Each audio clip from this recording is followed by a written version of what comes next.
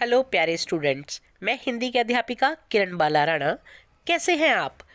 परीक्षाएं सिर पर हैं, समय बहुत कम है, तो जल्दी से करते हैं कुछ प्रश्नों का अभ्यास।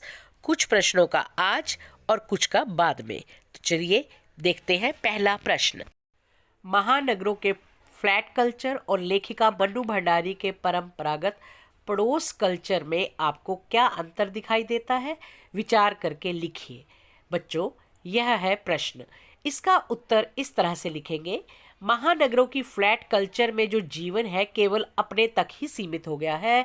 यहाँ एकाकीपन प्रिय होता जा रहा है। लोग अकेला रहना अधिक पसंद करते हैं। किसी को किसी से कोई मतलब नहीं है। ऐसा जीवन असहाय और असुरक्षित होता है। इसके विपरीत परंपरागत पड़ोस कल्चर में घर की दीवारें पड़ोस तक फैली हुई होती थी। बच्चे आराम से किसी के भी आंगन में जाकर खेल सकते थे, खिलखिलाकर हंसते थे। जीवन केवल अपने तक सीमित नहीं था, सभी अपनेपन के बंधन में बंधे हुए थे। ऐसा जीवन अधिक सुरक्षित और आनंदपूर्ण था।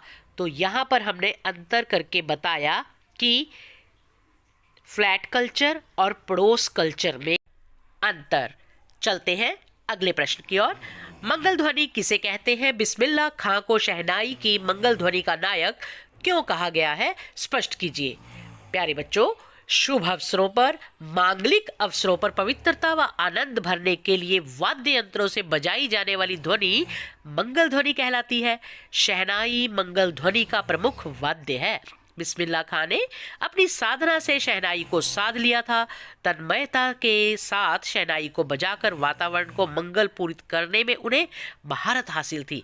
इन विशेषताओं के कारण उन्हें मंगल ध्वनि का नायक कहा जाता है।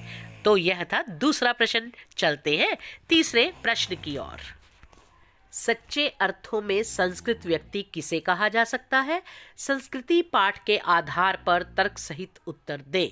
प्यारे बच्चों, संस्कृत व्यक्ति वह होता है जिसमें अपनी बुद्धि तथा योग्यता के बल पर कुछ नया करने की क्षमता हो, अर्थात जो पहली बार किसी नई वस्तु की खोज करता है और वह पहला उस आविष्कारक बनता है उस वस्तु को बनाने में, वह संस्कृत व्यक्ति कहलाता है। उदाहरण के लिए न्यूटन ने गुरुत्वाकर्षण के सिद्धांत का आविष्कार किया। इस आधार पर न्यूटन संस्कृति मानव सिद्ध होते हैं क्योंकि उन्होंने कुछ नया सोचा, नवीन खोज कर डाली। तो आपको अब स्पष्ट हो चुका होगा कि सच्चे अर्थों में संस्कृत व्यक्ति किसे कहा जाता है। चलते हैं अगले प्रश्न की ओर। एक कहानी यह भी पाठ के आधार पर बताइए कि आर्थिक दुर्व्यवस्था का लेखिका के घर में क्या दुष्परिणाम हुआ। बच्चों, लेखिका के घर में धन की तंगी होने के कारण किन किन बुरी परिस्थितियों का सामना करना पड़ा, ये हम इसका उत्तर जानेंगे।